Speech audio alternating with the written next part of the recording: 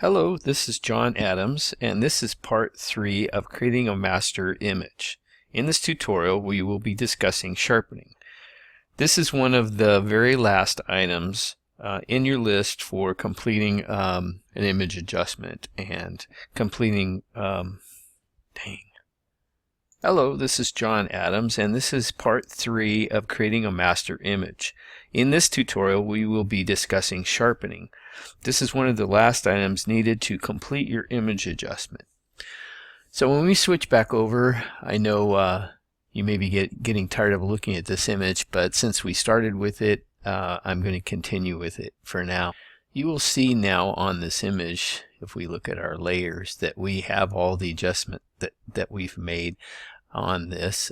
We need to turn this one off. This is the highlights and shadows that we did in the beginning, but we did the highlights and shadows in the color and tone. Everything was corrected in there. So you can see in here too the area where we adjusted the face. That was the last thing we did by creating a selection and then clicking on levels and making mid-tone adjustment. So these are the last things that we did. We got color balance, we had hue and saturation, levels, and colors and tone and curves. So I'm going to go ahead and close this again. But one of the things that when I got started on this we did not do, and that's one of the things that I skipped in the very beginning, was that we forgot to make a duplicate image. So by creating a duplicate image, we will have another image to work on, and it'll work better for sharpening. Then we can compare the beginning image to the final image. So what I'm going to do, the easiest thing to do is to right click on your layer and then go to duplicate layer, and it'll create a duplicate for you. So if you want to, on this one I'll create the name duplicate and just say OK. Now you remember, this is where it's going. We don't want it to go into any other place, any other file that's open, so we're going to put it back in here. So now here's our duplicate. So one of the things that you need to do when you're working on sharpening your image, after you've all done making any raster corrections, such as spots in the background or tonal changes or anything else, it's mainly important to get all the raster images. If you're doing any painting or any correction in there, it's most important to get that done first before you do this. But what we want to do is we want to right click on this duplicate image, and we want to create a convert, or not create, but to convert to a smart object. So a smart object is really great because of the fact that a smart object will keep all your adjustments, anything that you do, filters, so on. It'll keep it in a layer that goes below the image, and you'll see when I do this, you'll see what it looks like.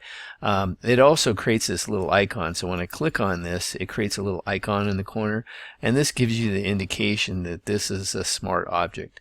Now if I went in here with the paintbrush, I'm going to just click on my paintbrush.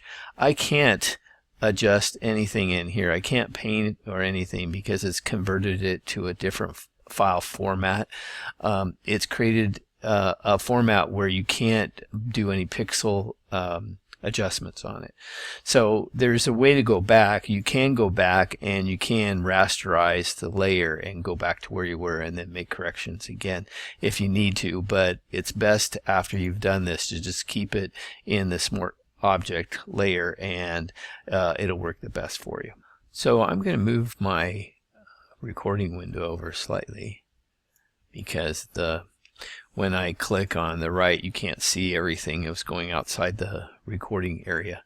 But I also, now that I have this smart object layer, I can go up into my menu under filters.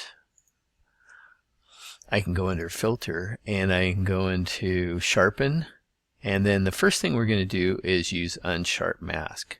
Okay, so I'm going to go into Unsharp Mask, and this menu will come up. You can see it over here.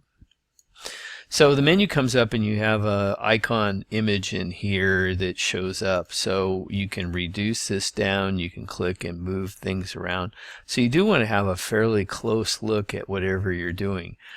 Beware too that we're looking at the image is the original image, which is the image that we're looking at is the one without any corrections on it. So it won't show the corrections, so you can't see the brightness of the image, but you will be able to see the sharpness as you make corrections to it. So if you want to get in close, the thing that's most important on this is the face right now because it's the closest to us. So I'm going to go ahead and start on the face.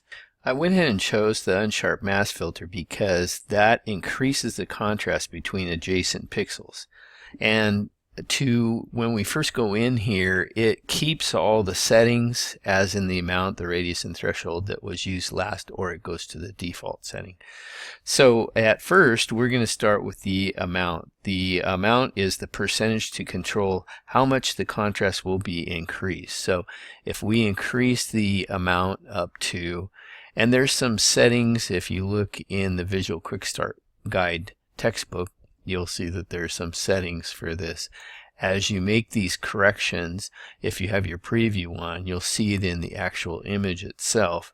So you can actually zoom in on your image still by using the Option key and scroll wheel, and you can zoom in and get a pretty good idea of what you're doing and how you're doing it on here. So I'm increasing the amount first.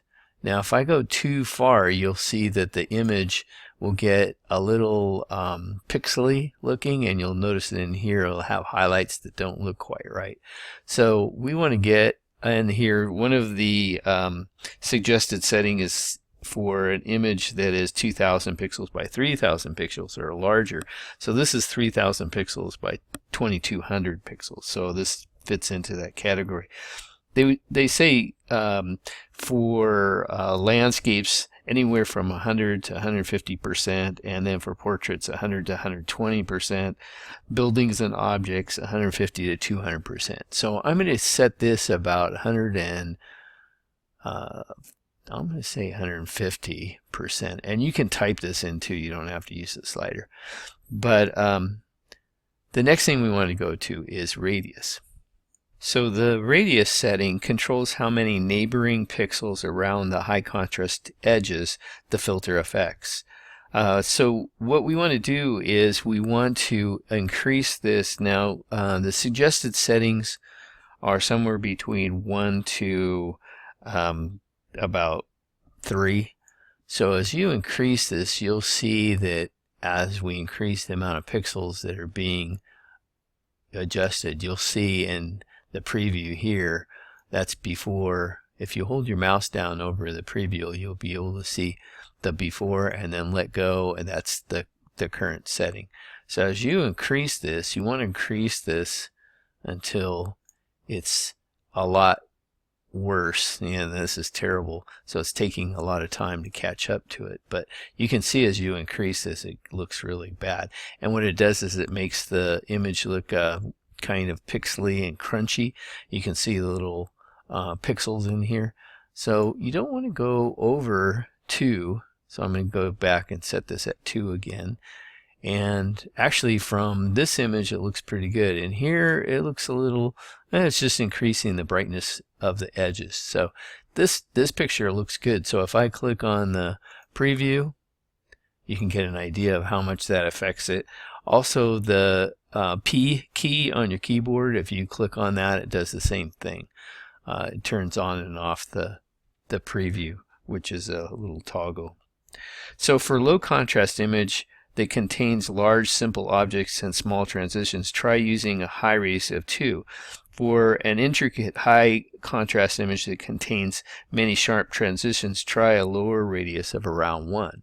So if we went down, ours is kind of in between, so if we went down to say 1.5, that looks pretty good too. So if we compare in the image, here's the original image, and then if we click on P, you can see it sharpens it just enough, And you can actually see, if I move this over, you can see the boy's face is nice and crisp now too. Everything kind of stands out a little bit better. So that's actually very nice.